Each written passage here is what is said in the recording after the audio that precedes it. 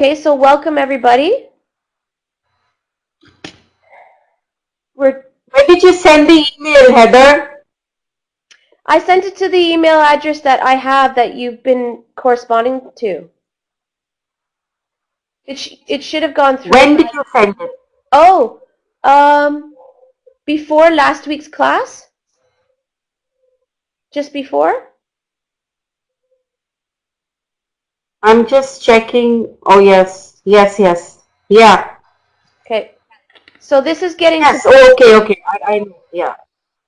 So how I'm presenting the practice, the guided meditation, that's the step by step, so that you can get more acquainted with it and practice it at home. Sure. Okay. So we're going to start with the guided short formal practice, the same as the one I sent you. So everybody just always remember, mindfulness is about presence.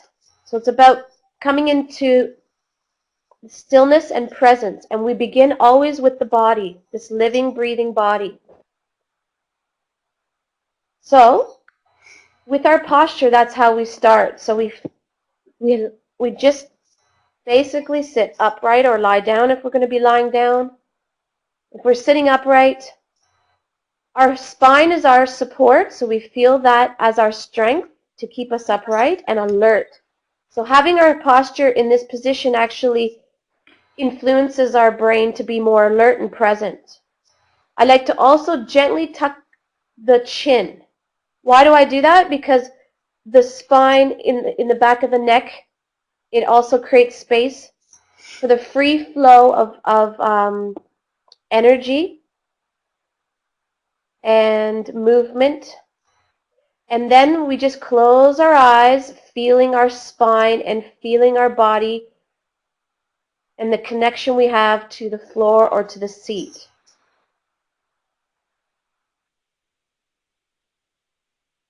Feel that the body is already present here and that feel the stillness deep inside the body.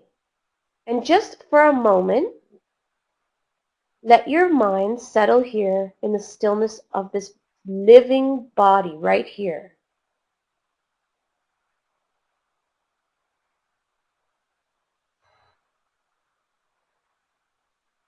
Our awareness of the breath starting to come to the forefront.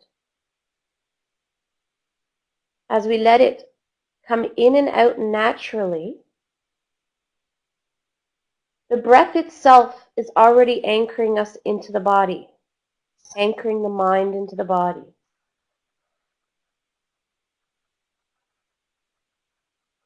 And we place our gentle attention on where we feel it the most in the body.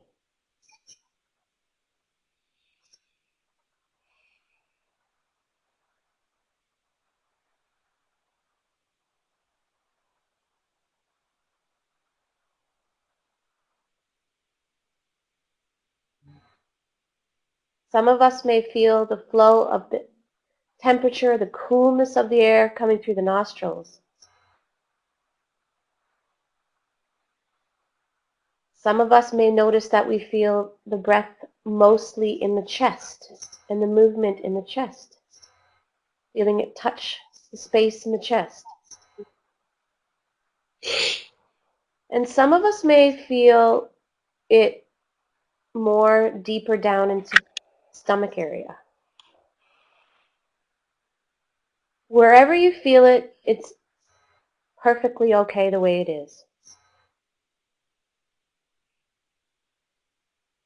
Feeling the tension in the body with the intention to soften.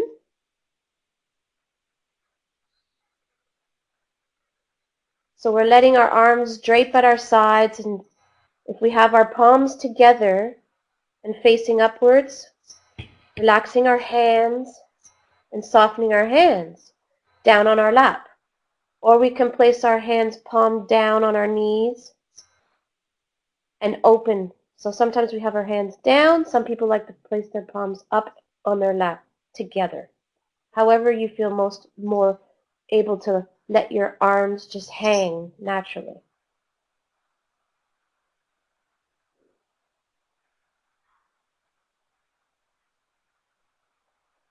Okay, and then so relaxing, we're going to bring our attention to the space in our hearts.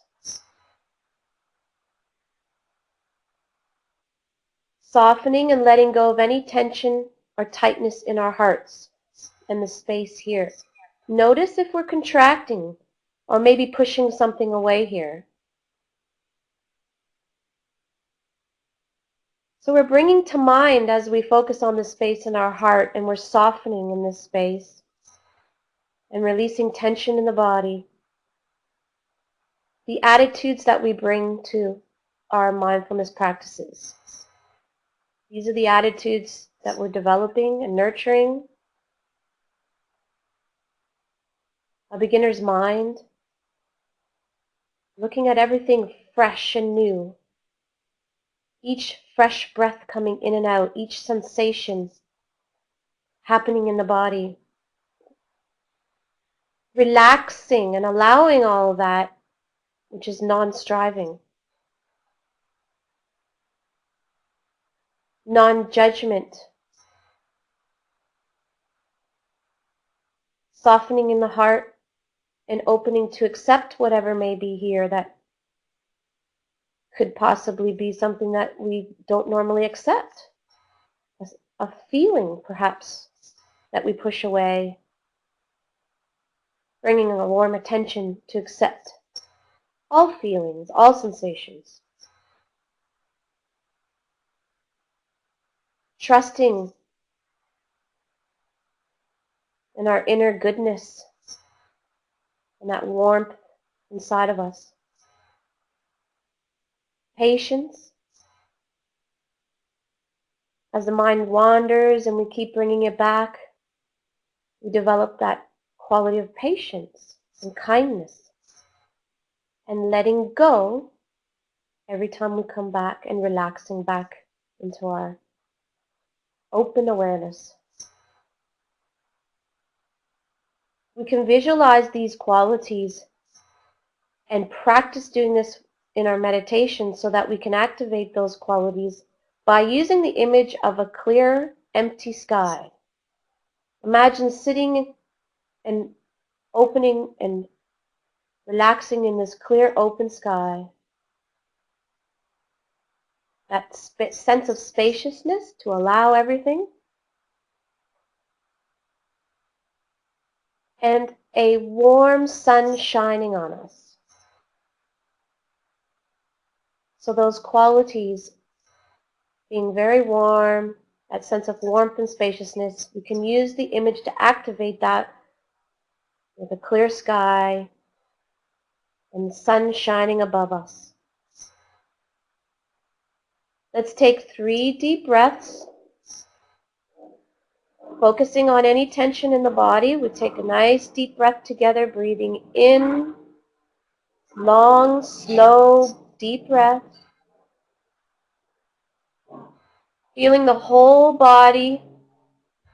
And as we exhale, focusing on any tension as we slowly exhale.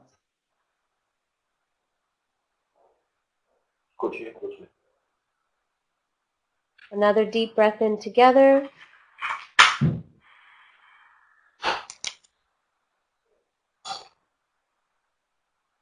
Taking these qualities in as we soften and relax and create space for these qualities by letting go of tension in the body. And then one more deep breath, keeping your spine nice and straight. Softening all through the body.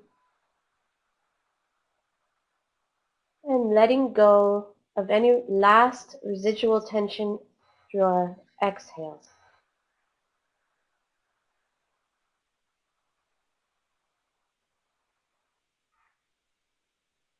So now we can bring our mind back to sensing the breath, feeling the breath, waiting for it to come in, and keeping that connection to our breathing to keep us anchored and present while we listen to the slides. If you notice that your mind's wandered, you can practice bringing it back. If you get distracted, just be very kind but firmly bring yourself back. And we can also develop our mindfulness muscle while we're listening to the slides. So we're just continuing week to week. So we've got one more week left. Establishing a daily meditation practice. This is very important. So we're choosing a formal time to practice, and no matter what, for at least 5 minutes, twice a day, or 10 minutes once a day, at least, we're doing a formal practice of mindfulness of breath, or we can continue to do a longer version including the body sensations and feelings. So we're going to talk about the feelings as well when they arise and how to apply the principles to that. So continue to do that. So right now it requires effort and discipline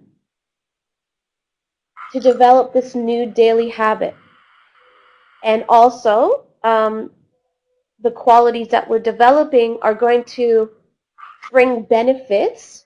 And when we experience these benefits, effort and discipline starts to get replaced with motivation. We become more motivated to do the practice. We don't need to really push ourselves. And it reinforces the behavior because we're getting those good feelings. Feeling that we can see those changes. We might notice those changes in our relationships, in the way that we're regulating our emotions, or the way that we're able to stay calm where we normally don't in certain situations. That motivates us to practice more by noticing these benefits. So less effort and discipline is required the more we establish this as a habit. We have to remember, first and foremost, always, what is the purpose of doing these daily formal practices? For personal development and for the benefits that we wish to have. So developing the ability to sustain attention and concentration takes about 4 weeks of doing a formal daily practice.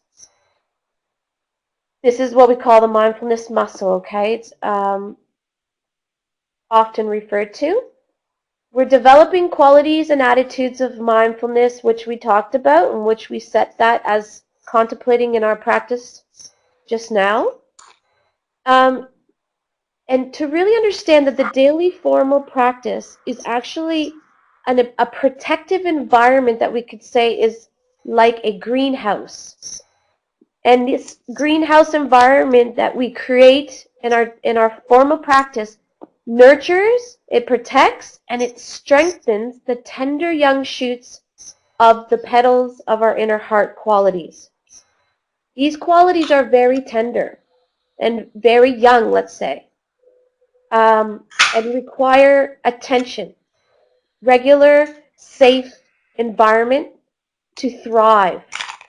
So we're also keeping in mind that the purpose of doing this when we're not in crisis prepares us and prepares the ground to weather any challenges in life and to best be able to respond that in ways that relieve suffering rather than get lost and carried away and suffer more. We've completed the first foundation of mindfulness, which is of the body. We've only done a couple practices from there, but that is enough. I told you briefly, and we'll go over that last week, of other things that you can do that are practices of the mindfulness of body. For instance, contemplating impermanence and the short time we have here in our lives is also a very important part of the practice. So the first foundation of mindfulness training starts with training the mind to calmly abide with the breath and sensations in the body, bringing us to be present. And these practices are essential to establishing the key elements of what mindfulness really is. By now, we should have a good understanding of the practices. We should be doing at least 10 minutes of formal practice per day. If we don't, it's okay. Just have that commitment and intention and be able to sustain our attention and concentration for longer periods. We are gradually learning to apply and to develop the 7 attitudes and recognize when to emphasize them and bring the mind back when it wanders. We're now into the second foundation of mindfulness, which is mindfulness of feelings. But we needed to establish the first foundation first. So now we have the tools needed for the second. The mindfulness of feelings requires certain skills to be able to be with uncomfortable feelings. So the second foundation trains the mind to notice and to open and to allow unpleasant or uncomfortable feelings, or feelings that we normally have aversion to or don't like. We have the tools to create a warm and open space for them, and also to notice and come back if we get lost or carried away by the mind's reactions and behaviors towards them. We'll talk more about what those reactions and behaviors are. The first thing we need to do is understand and know about our emotions and patterns first. We can't train the mind if we don't know our own patterns, and we don't even have an awareness of when emotions are driving our patterns. Okay, so in order to practice mindfulness of feelings, we need to learn how to connect with and actually sense when a feeling is present. You think that this just comes natural, but it doesn't. Our minds are not trained yet to do this, and this is not natural or easy. Keep that in mind so that we can be patient. We are training the mind to let go of the surface activities such as thinking, planning, worrying, and then actually sense, okay, what's behind all this mind's activities? What emotion may be driving all of this?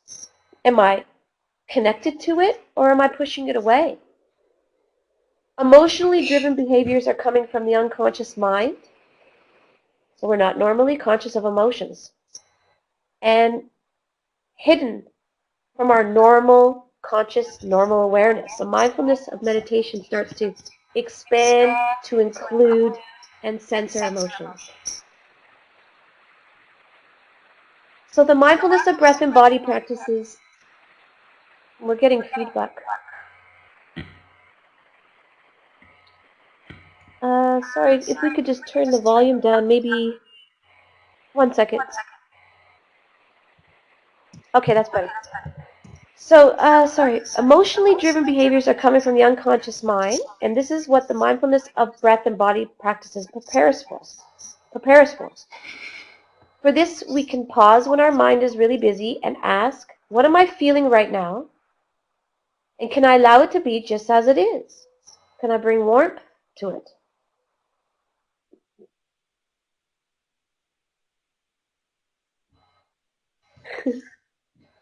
What am I feeling right now? Okay, so we drop into the body and see if any tension or tightness is there. When we ask that question, what am I feeling right now? And can I allow it to be? And we can drop into the body and see where that feeling is in the body, as maybe tension or tightness, and soften and say, yes, sweetheart, you can be here. And this really helps open the mind by doing this over and over to allow our feelings.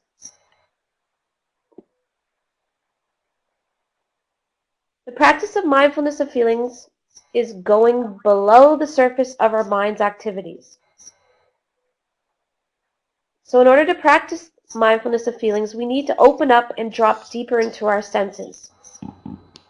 We use the breath to connect and guide us deeper into our bodies and into this, and let it be a gradual practice moment to moment of letting go and letting go of control.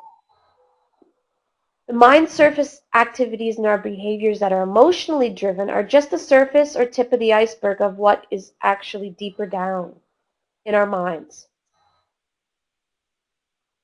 As we open to different layers of our feelings, they process in the warm space of allowing, and they transform. It's like a layer, each layer unpeeling and revealing some different sensations and feelings. They are impermanent as well. When we don't block them and allow them, they have a natural movement about them.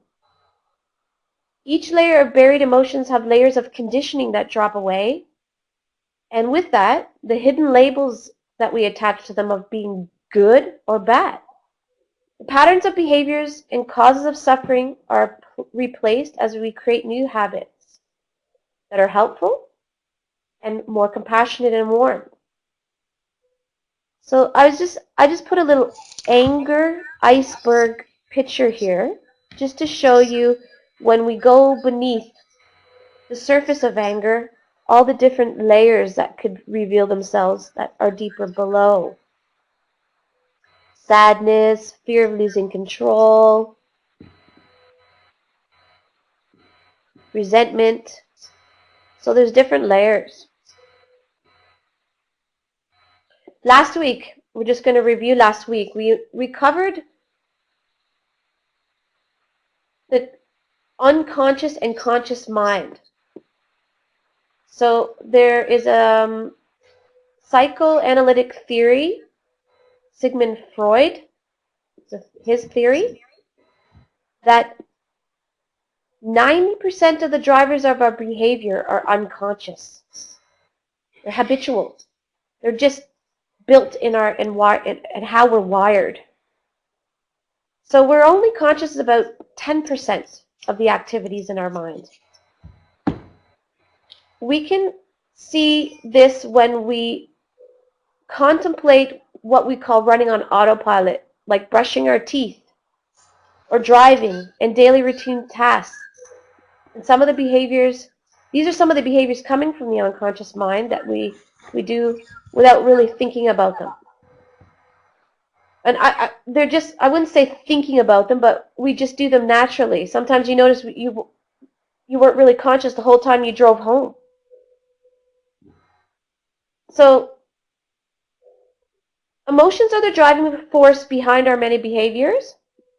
They're in the unconscious mind, so you can look at that iceberg underneath. And they're the driving force behind helpful and unhelpful behaviors that we have. So what mindfulness training is the mindfulness training in the unconscious without mindfulness training, the unconscious mind keeps repressed emotions buried, and we continue to repeat old harmful patterns of behavior. So I'll go back here. It says, Carl Jung says, until you make the unconscious conscious, it will control your life and you will call it fate.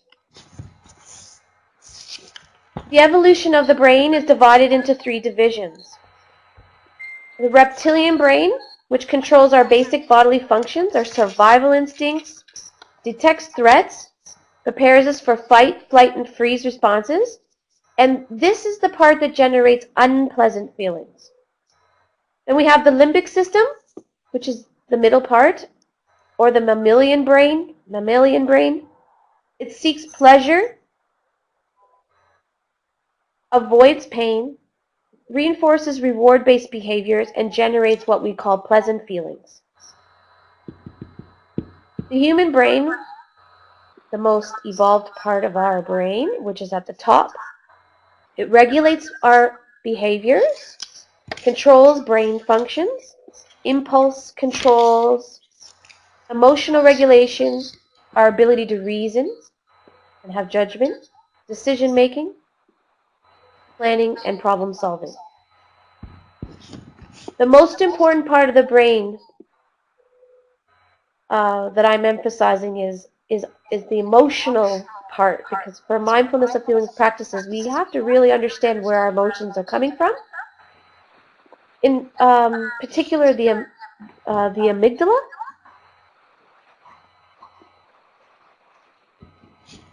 So this is a picture here of a brain, and at the very stem or at the base, we have a snake coming out of it. So that's representing the reptilian brain, the survival instincts. Sometimes we can get hijacked by that. Okay? So we really have to understand what's going on so we can generate compassion towards some of our behaviors that are not our faults, and that it is a circuitry and a wires, pathways or neural pathways in our brain that activate, and when it detects threat, whether it's imagined, whether it's coming from a memory, or whether it is real, doesn't make a difference. If it detects threat, it's not the rational part of our brain. It will take over and prepare us for fight, flight, and freeze. The reason why we can't really think when we get hijacked by the amygdala is because it rushes chemicals through our body, which we call adrenaline, norepinephrine, or the stress hormones, and takes away our ability to think. So it disconnects it, and we lose access to the upper part or the human part of our brain, which they call the prefrontal cortex. So that if we didn't have that response and we really truly were in danger and we sat there and thought for a period of time, we might not make it. But this part of us says there's no time to think, we need to react. So it's very important to understand how that works. And without doing mindfulness training, we can't really regulate that because once the chemicals flood through our body, we lose that connection. Okay? It's called amygdala hijacking. Let's look at this in terms of the hand model. They use this for kids. Here is the upper part of the brain, which is the human part of the brain, or the cortex. Rational, reasonable, logical thinking. The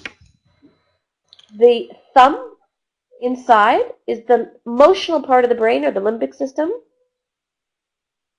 And down here, the brain stem would be the wrist. And that is where our survival instincts come from and our bodily functions and everything. So if the brain detects threat, whether it's real, imagined, or from a memory, it's triggered. It's very short time that it will activate this part here and send chemical messages out and shoot and rush through our body, adrenaline and so forth. And then we lose that connection to think. So what happens is we flip our lids, literally. Those are the moments we go, what the heck just happened? And I didn't want to say that, and I just punched that guy in the face, or I just did whatever. We have to really understand that we've lost complete control. It's called flipping our lids.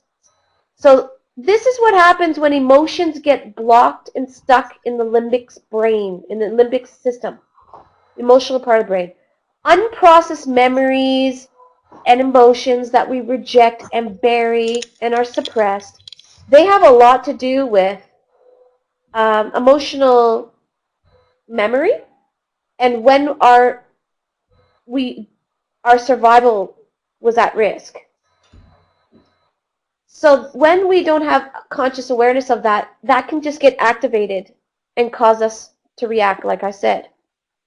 So really understand here that it's the unconscious knowing of these emotions being there that doesn't allow us to regulate them. So mindfulness of feeling practices makes these emotions become in our conscious awareness. So we can respond before we get hijacked. Let's talk about trauma. Now, we didn't talk about this last week. I just kind of covered the other parts. But this is something we didn't talk about last week.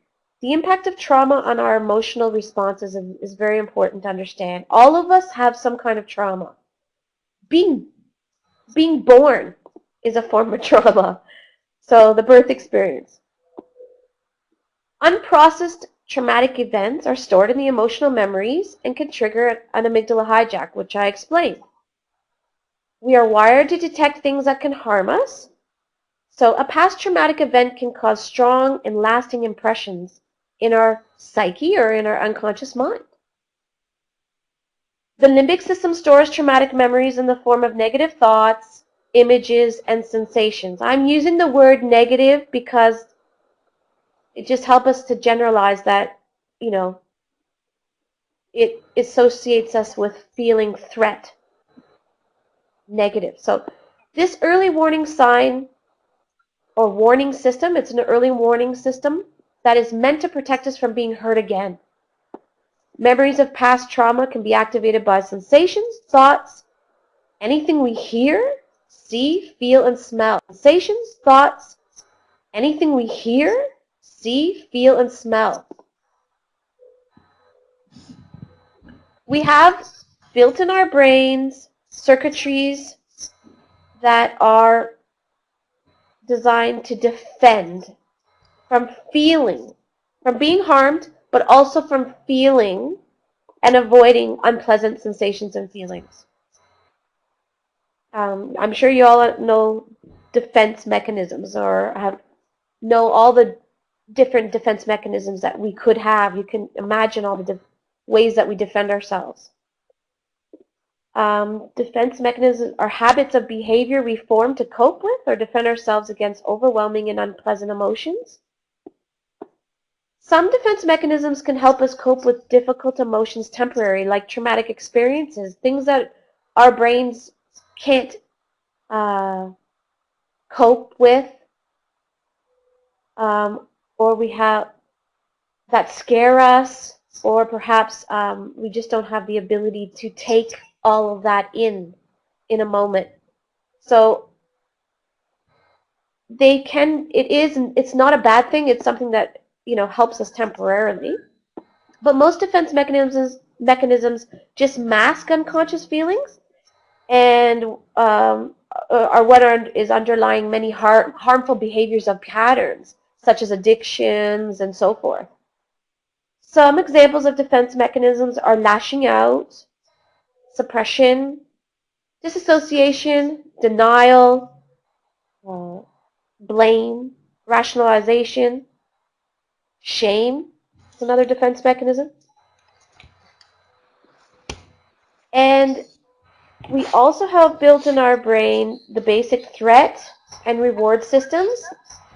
Our brains are designed to mainly help us to survive, really. It does this by wiring circuits in our brain that steer us away from harm and towards rewards.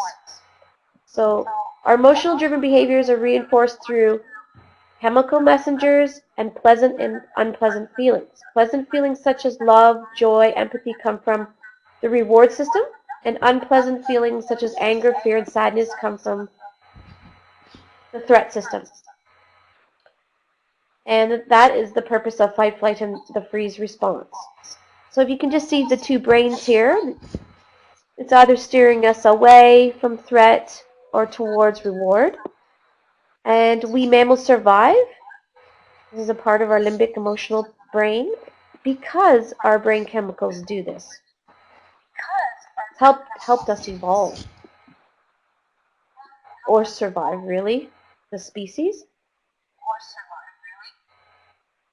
So the reward system behaviors are related to addiction and addictive behaviors.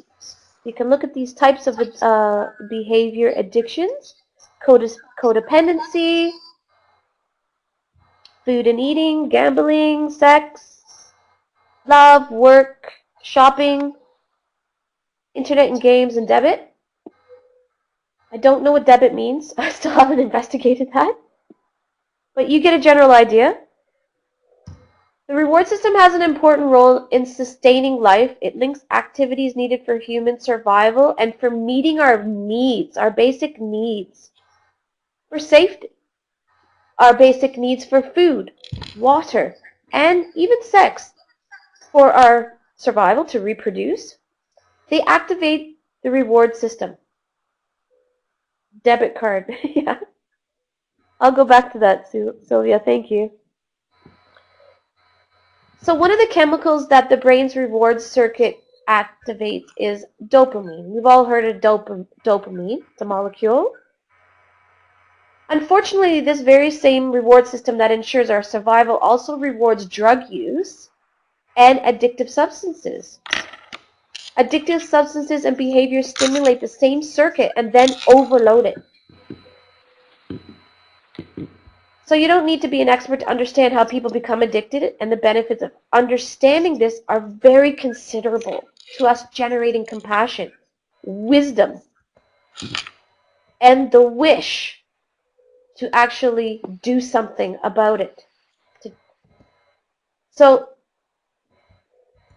not least because to understand addiction is to understand the biological systems that govern our search for pleasure. This is behind what we call desire, the cause or root, one of the roots of suffering.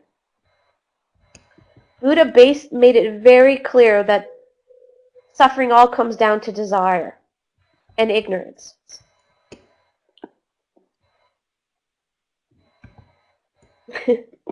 Yes, so you guys are making some comments here for the video. I'll add that in. You believe that the addictive behaviors of where they put debit is maybe referring to spending money, accumulating debt, retail therapy.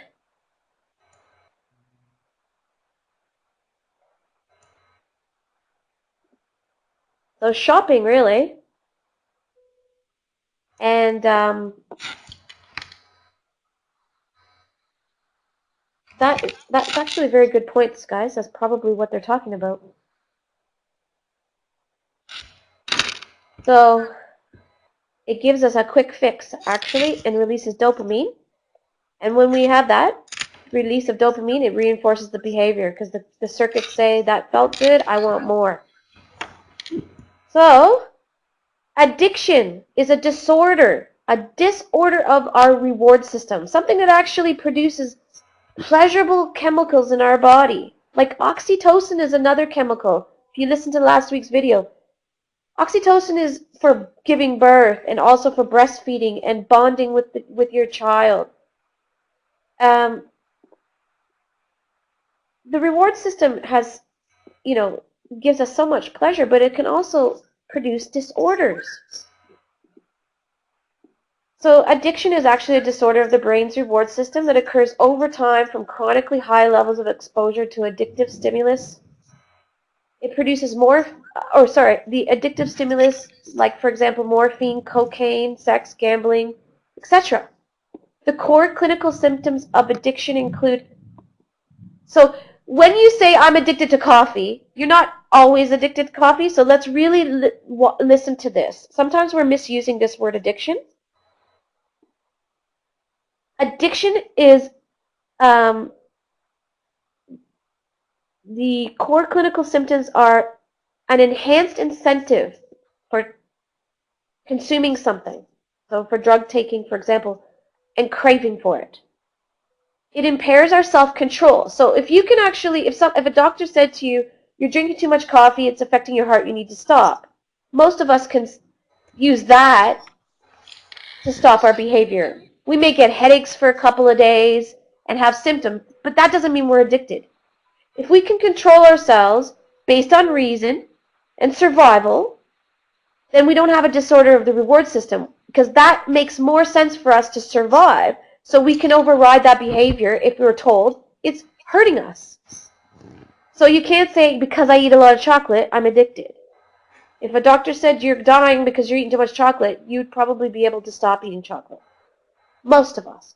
So, but drugs have a way bigger impact on the brain structures and can actually affect us for a lifetime. Drugs are very powerful. So, continued. Impairs our self-control. That's one of the definitions of the clinical symptoms. I'm sorry. Impulsivity and compulsivity. These are behaviors. Emotional dysregulation, negative moods, swings and things, and increased stress reactivities. Addiction changes our brain circuits and willpower. Addiction changes our brain circuits, but willpower isn't enough for addicts to just quit. However, addiction is like other diseases. It can be prevented and treated over time. Mindfulness training is actually a form of addiction prevention and treatment. They do use it now with great results. A large body of literature and randomized controlled studies suggest that mindfulness meditation training show many beneficial effects in addiction prevention and treatment through improved self-control, mainly, The study suggests a very rapid change in the central nervous systems when we do mindfulness meditation. So that includes reduced stress hormones and stress, the stress hormone cortisol,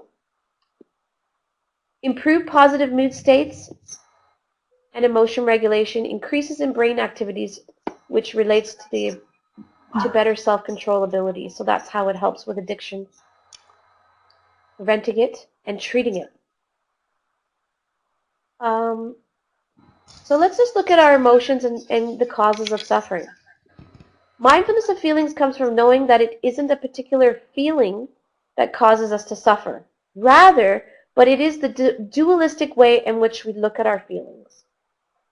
Our minds are deeply conditioned to react to feelings based on what we classify as a threat or a reward, or good, desirable, and bad, undesirable. So this affects our behaviors and states of mind. It's not the feelings alone. Basically, our emotions are generated and come from our instinctual reactions and drives to survive. They're not a bad thing. It is basically how the brain has evolved for mammals and the human species to survive better. The physiological response patterns in our brains, as we have discussed, such as our defense mechanisms and the threat and reward systems, they really help us understand where our feelings are coming from. We need to know. So, let's talk about how we befriend our emotions. So all our emotions are equal. We have to see that they're equal in terms of their purpose to help us survive. Those feelings we push away and reject, especially anger and fear, are simply steering us away from harm. We need to understand this about our feeling nature and treat all our emotions as valid and not our enemies. When we let go of struggling with them, we no longer suffer. Learning to let them be, we can start to appreciate how much of a role they play on the path to our development of the heart qualities and self-realization.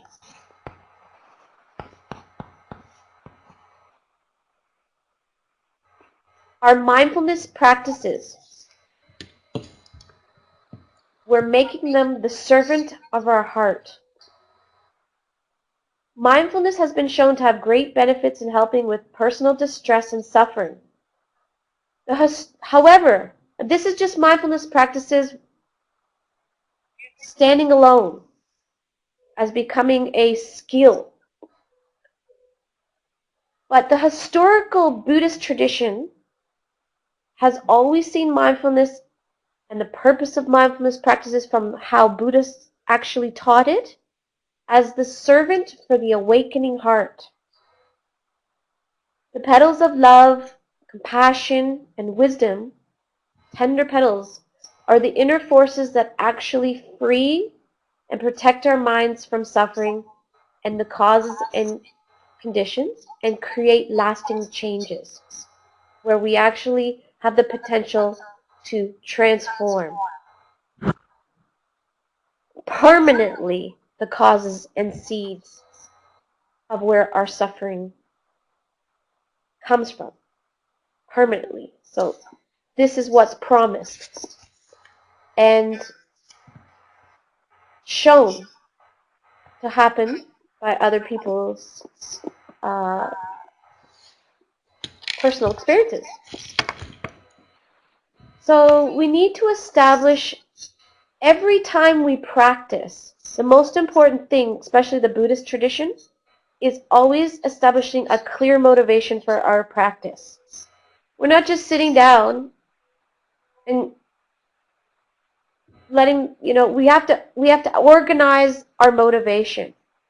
And we always have to measure when we sit down if our motivation is clear and consistent.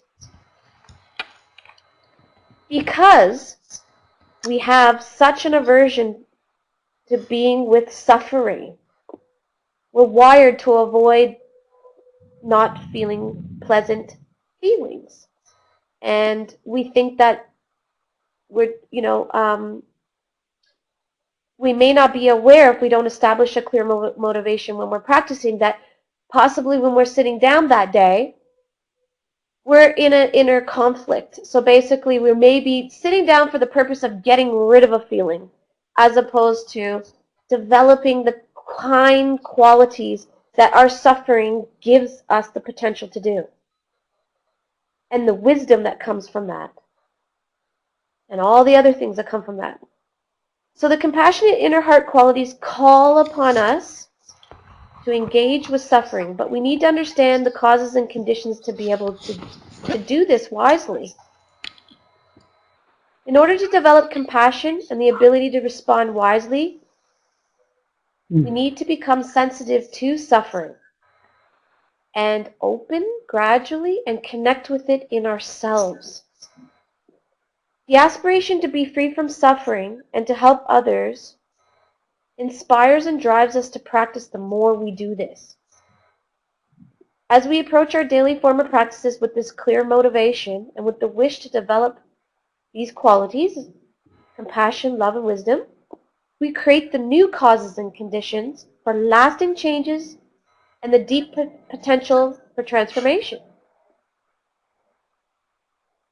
We need to always make sure that we have this clear intention and motivation behind all the mindfulness practices we set to do. We can set this intention before we start our day and every time before we meditate. So when I wake up in the morning, I do the meditation that we're going to do at the end here. So I use the sun and the vision of the open sky to activate those qualities, warm, spacious qualities. So I don't have to really think about each one, love, compassion, all that stuff. So I've been using that visualization to activate that. And then I set that to be my intention, that so whatever I do, any daily activities that I'm engaging in, and even the meditation I'm starting for the day, is preparing me to realize that to apply these qualities to whatever comes my way. So it's actually, everything becomes an opportunity to develop these qualities. It makes your day, your mind very organized, and be able to respond with this consistent practice of applying these qualities. Not just because when we're meditating, we actually start to learn to apply that with everything that comes our way day to day. So let's say that our suffering is our teacher. Of course, this is a Buddhist proverb, so that's what they say. No lotus flower blooms most beautifully, which is our inner heart, our true nature. The lotus flower actually blooms most beautifully from the deepest and thickest mud. The flowers, Eckhart Tolle said, the flowers of consciousness needs the mud out of which it grows. And Thich Nhat Hanh, famous Zen master, teacher, says no mud, which is the way we struggle in our suffering, no lotus. He says he wouldn't want to live in a world without suffering, because he thinks that this is the utmost material that provides us with the potential to awaken the heart. So this is why the lotus needs the mud for us to transform. We can see that suffering and all life experiences are the materials that actually help us develop and awaken our true nature. Seeing suffering as our teacher and helper along the way makes life a deep and rich process and a very precious gift. Indeed, we don't take life for granted anymore. Everything we come across and experience has the potential to open our hearts and help us grow.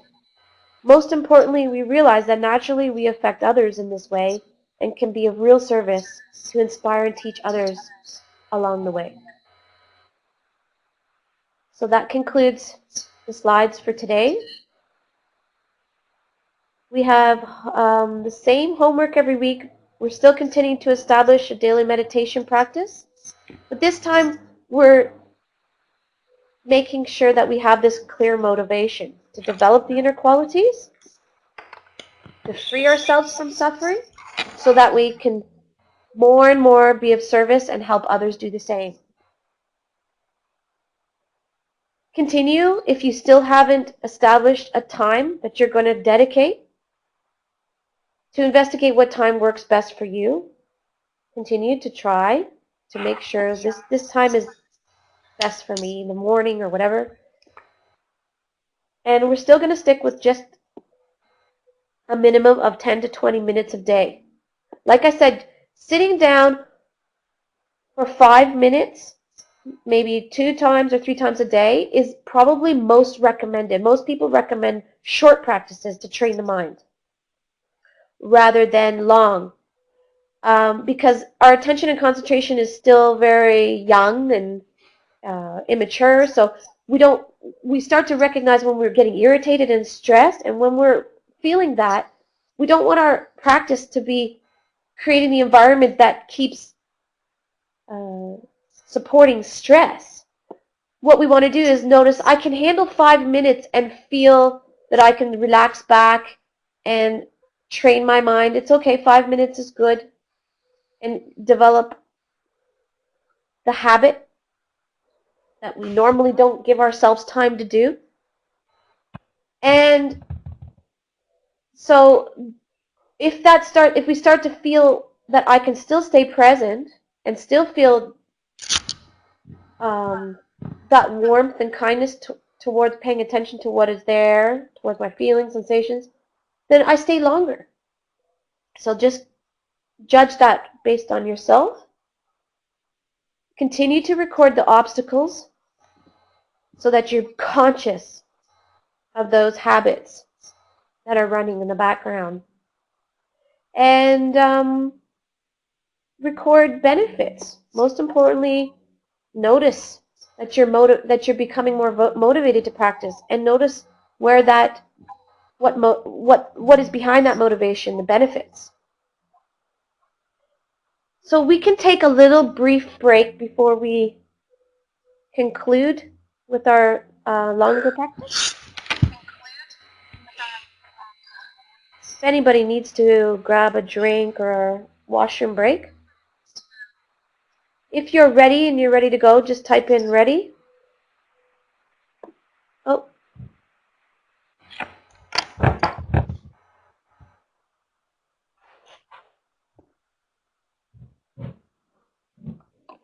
I'm also sorry, I should be asking if anybody has any questions.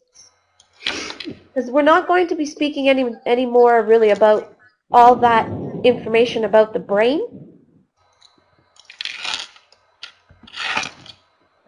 And the unconscious mind and the drivers of our behaviors.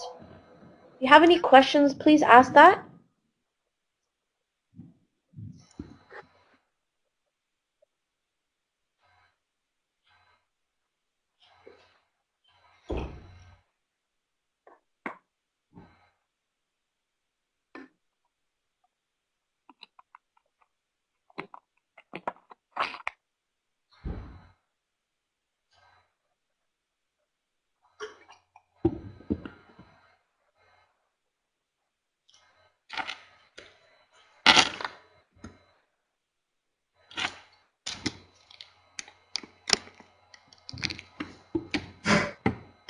Roma? Hi, Are you Heather. there? Yeah, Okay. I'm here. Okay. I'm ready. You're ready. And nobody has any questions? Good. No. Well, that's good. Okay. So this part of the meditation is what you can, the step-by-step instructions I actually emailed to you as well. So you can sit and do the short practice and stop, or you could continue from where we left off with the short practice and go further into the body scan.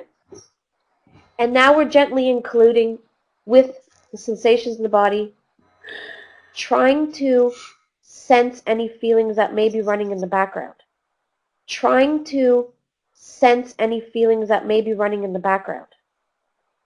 So let's just remember that we're opening to be sensitive to our feeling nature, and where our brains or our minds are more trained to be active.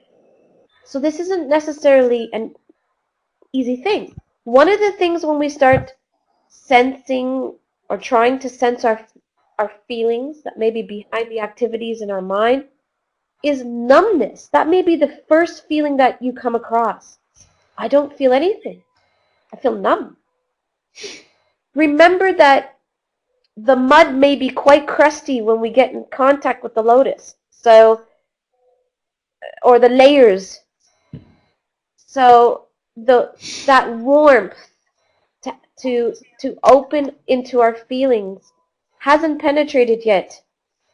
So we're allowing that feeling of numbness or disconnect or whatever it may be described as to be there exactly as it is.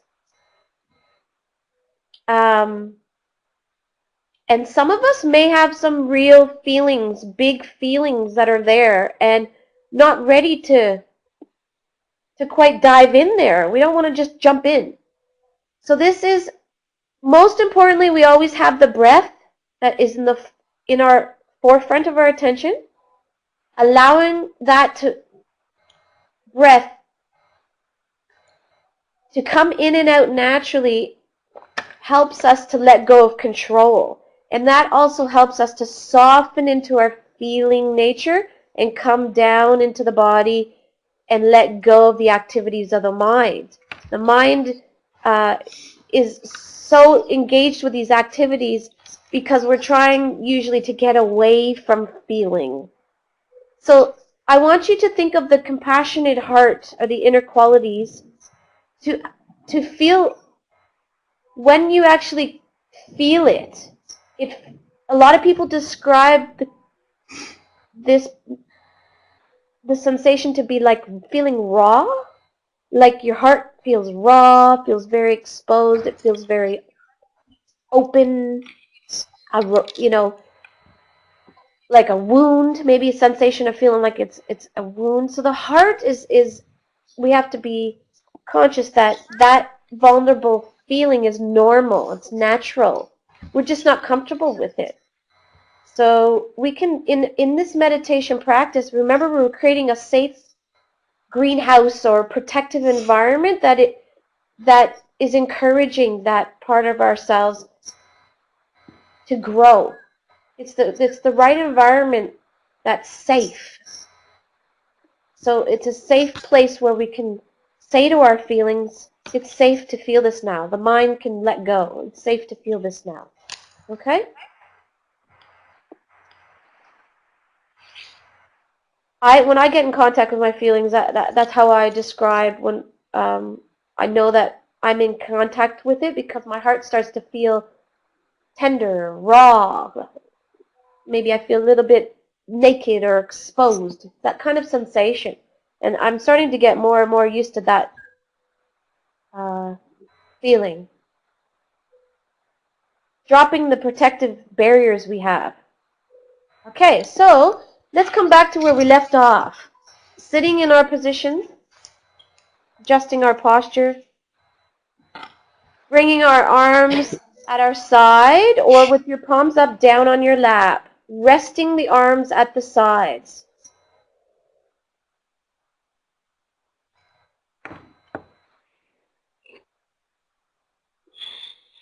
So we come back to where we feel the breath. We wait for the breath and let it come in and out naturally.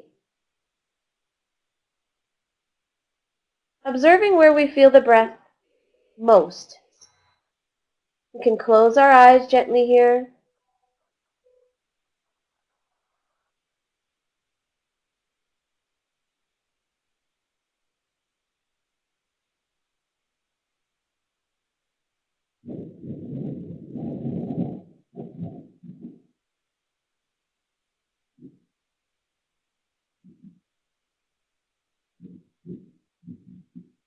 Feeling the stillness in the body and feeling the whole body sitting right here, the contact on your seat.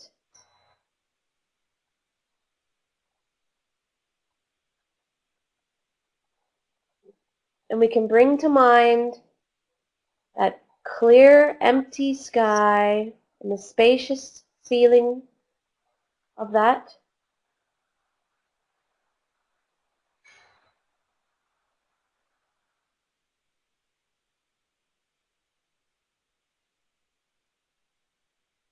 And we can bring to mind the warm light of the sun shining on us.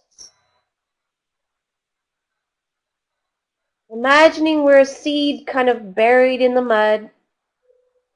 And when we rest here for a moment and stop engaging in the mind's activities and struggles, trying to get away from or trying to get something, go towards something, and we sit here with our breath and with this still presence in our body. We imagine that seed in the heart, coming within the heart, in the space in the heart.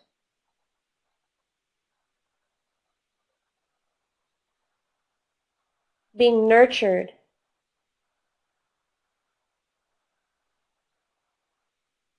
And that mud that the seed is buried in. We may not feel these qualities of love and pure openness or intense compassion or anything, but as a very gentle, warm kind of presence. Softening in the heart, we say to ourselves, whatever is here, we can just say yes. With that intention, just that word yes creates space in the heart.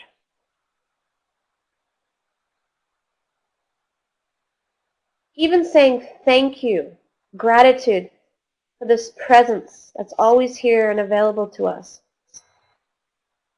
I find the word thank you puts me in that space of receptivity and openness. And we remembered that we contemplated that the sun and this empty sky represent those qualities of love and compassion, but mainly the 7 attitudes that we're going to bring to our practice. Non-striving. We're not trying to change or do anything. We're resting here in this protective environment with our open heart. We're not judging anything that may be here or may arise. We're being patient with our mind when it wanders away for a certain time. So we're just only going to train the mind, okay, for today for 10 minutes.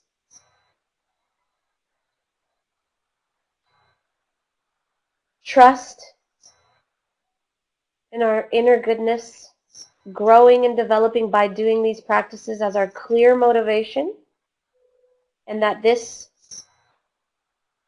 is taking us towards the path to free ourselves and to create new causes and conditions from suffering.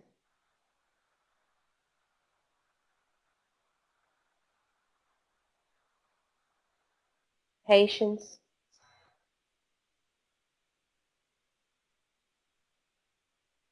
So keeping the breath in our awareness, we're going to bring that light down into the tops of our head, into the top or the crown of the head. Imagine we're feeling it on our eyes and on our forehead and inside the top of the head, that spacious and warm quality, and down into our cheeks, nose, our whole face, relaxing between the eyes, We may want to bring a gentle smile to our face, an inner smile, just a gentle lifting of the corners of our mouth. It sends a message to the nervous system that everything is okay and activates the parasympathetic response, which creates the chemicals that help us relax, but also to start to work on digestion and balance, bring the body back to homeostasis and balance. Let go of the stress chemicals, allows the body to produce or to release those chemicals. It also brings a warm attitude. Imagine that light comes down and we can feel it in our throats, the back of our throat, on our tongue, in our teeth, in our jaw. And just letting our tongue rest in the palate, top of the palate.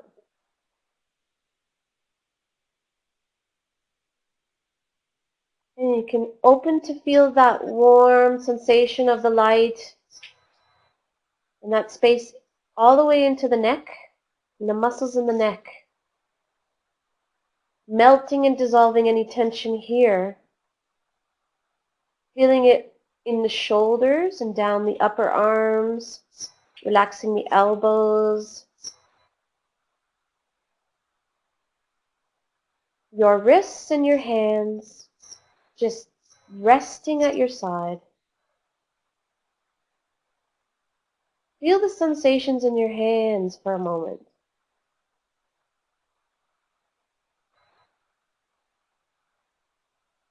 Down into your chest, your heart, your lungs,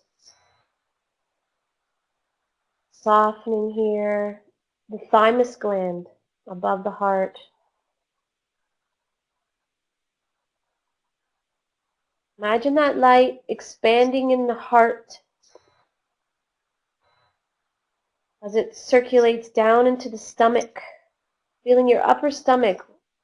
Any tightness that we may not be aware, we can let go here and invite to soften. Our liver on the right side, and on the left side, our pancreas and spleen, stomach. Feeling the whole intestinal tract, digestive tract. Coming down the midline into the belly button, and below the belly button into the lower stomach. We soften down there. Inviting the breath to move deeper into the body and take us deeper down into the body.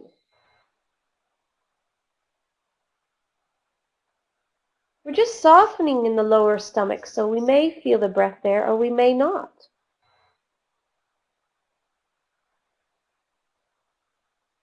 But we're creating that space and sensing to feel that warmth there. And let's bring our awareness right down to sense the reproductive area, softening and opening into the reproductive on the right side, uterus, ovary, fallopian tubes, left side, uterus, ovaries, fallopian tube. Imagine dropping right down into the tailbone, softening the whole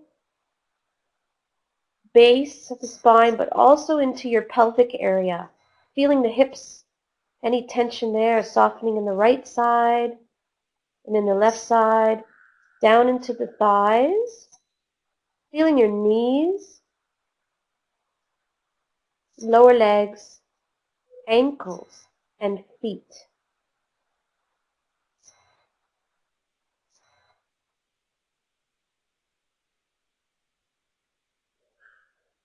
Now coming back to the breath where you feel it, with all this softening in the body, coming deeper into that feeling of the body as a whole field of energy and sensations. And for a moment, with our gentle attention on where we feel our breath, and the open, soft, warmth in our body, try to sense if there's any feelings that may be present here that we may be pushing away.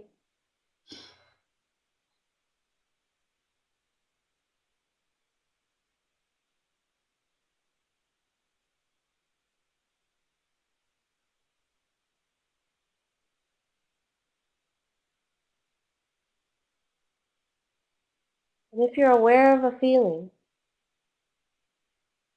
you can say yes, welcome, or I know you're there, I feel you.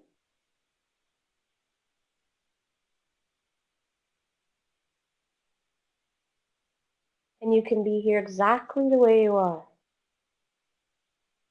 So that feeling part of ourselves, being touched by the qualities, that warmth of the sun, the spaciousness of the sky, our feeling body opening up to feel that.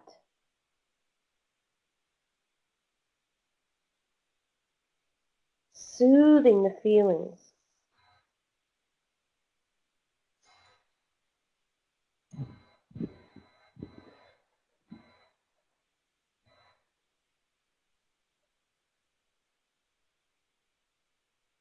And keep your mind here for one moment, feeling what it's like to open and be sensitive to any feelings with warmth and spaciousness in the body and in the heart. Imagine that tender seed and that light. The light of your true nature touching this tender seed in your heart.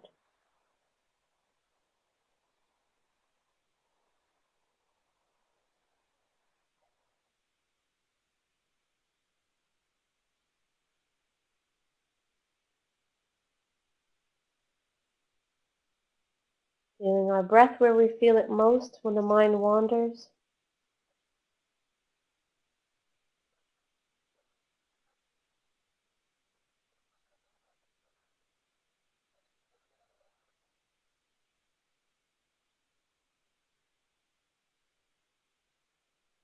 This is a safe environment for us to feel and open gently to this very sensitive part of our nature. Part that protects us from being harmed and remembers when we've been harmed and holds all that control, trying not to let us be harmed. We can let all go of that and say, thank you. It's safe here now.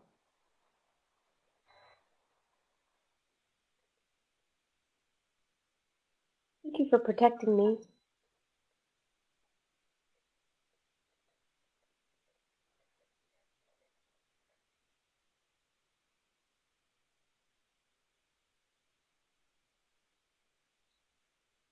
Slowly bringing our awareness back into the body now, feeling the body sitting here, feeling the sounds in the room.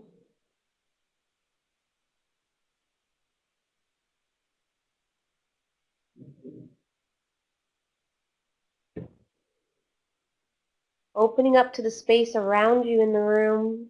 You may want to gently open your eyes, adjust your eyes to the light.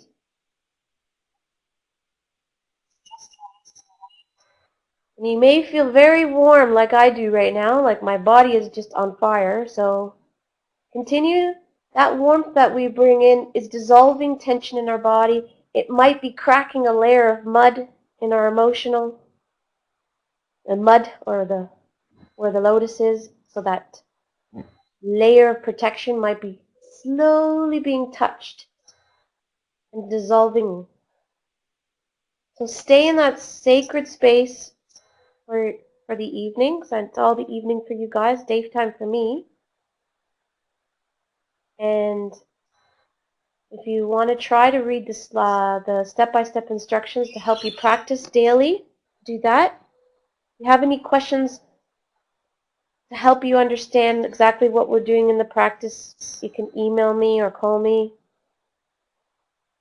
And I'll see you guys next week. Any questions, feel free to ask now, or any comments. And that concludes our second last session. One more to go. Thank you, guys. Thank you, Heather. I love you.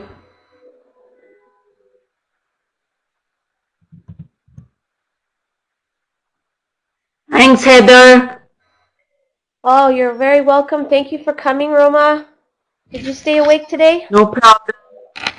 Yeah. Yeah, all good, Heather. That's great. Have a wonderful week, Okay, Roma. bye. Have a wonderful week, and just Yeah, thanks. let me know if I can help in any Yeah. way. Yeah, that's great. Yeah, I've been very busy with my courses, you know. Oh, you're studying. What are you studying? No, I'm doing a certification from UFT on mindful meditation. Wow. Wow. Certificate at UFT? Yeah, I even offer mindful session once a week at UFT. Wow, we're going to have to stay connected. Absolutely. I just love listening to you. So it's great. Well, we can help each other because this is just the beginning for me. I've dedicated my path to this. So I'm going to Yeah. I don't have formal training. So basically, Yeah. I'd love to exchange information, and then maybe, because in Australia the training might be different, but I mainly want to build a curriculum for preschoolers, kindness curriculum that they were doing trial studies in the States. Yeah, I work in a school, Yeah? so I use a lot of mindfulness with kids. I work with children with mental health. Wow. That's great, Roma. Yeah. Yeah. So yeah, and I think you must have done the MBSR, right? Yeah, I did that. I did that a few times. So that's Yeah. the only formal training I have. The rest is just studying the Buddhist kind of history and all that. I've even besides the MBSR, I've done the two trainings at Mindful Schools. It offered in US. Have you heard of Mindful Schools? Yeah, I'm very interested in all that stuff. That's where I might have to go next if I want to do this. If I want to get into the schools, because I want to get into the preschools first, because we do it in schools but not preschools. So I'm trying to design curriculum for preschools. So if you do the Mindful Schools training, Yeah. they offer a 6 week. First is the fundamentals. I think essentials, fundamentals, and the 1 year facilitators training. Wow. Do you recommend it? Yeah, but you can. Yeah, I think mindful schools. If you really want to get into schools, that would be a good one. If you've done MBSR, you can always let them know that you've done MBSR, so you don't have to do the first module. Yep. You can just skip that and go straight to the second one. Okay. Okay, thank you. You know what? You can develop your own curriculum, like so that you don't have to follow anybody else's. You can just create your own. Yeah, that's what I'm most curious about, and the latest stuff is for that age group. So, they released Elementary. for the So K to 5 or K to 6. uh yeah, from basically How was it? from age 3 to 6 kind of thing, age bracket. You can preschoolers. I wouldn't teach 2-year-olds. It Yeah, would be from 3 to 6 before they go to school, before they go to kindy. So my son is in yeah, that's great. that age bracket. So I've Mm. been slowly working with him. So Yeah, that's good actually. Yeah. And yeah, And so I'm on a, I didn't know you were into all yeah, that, so we can talk more about that for Roma, sure. for sure. And I'm on a 1 year sabbatical this year. I've taken 1 year off from school, so I do a lot of volunteer work, and I offer. I go to my own school and offer them mindfulness stuff, so I can do a lot more. Yeah, yeah. Wow. What? Can That's Roma, great. can you hear me? I'd love to. I'd love to yeah, keep in contact. Okay. So I'll yeah, take a look at that email because I know you didn't see it, and then just see how the yeah. instructions are if you can follow No, them no, we properly. definitely will Otherwise, keep in touch. I'll Yeah, answer any questions about that. And then yeah, because I'm due to have a baby, so I'm just gonna after this I'm gonna my pregnancy is due February, so taking a break for a bit, obviously, and then yeah, on the side, I'm going to start building the curriculum, and then I might, once I get some more time, invite girls to come together again and maybe start continue from where we left off. Do yeah. That will be great.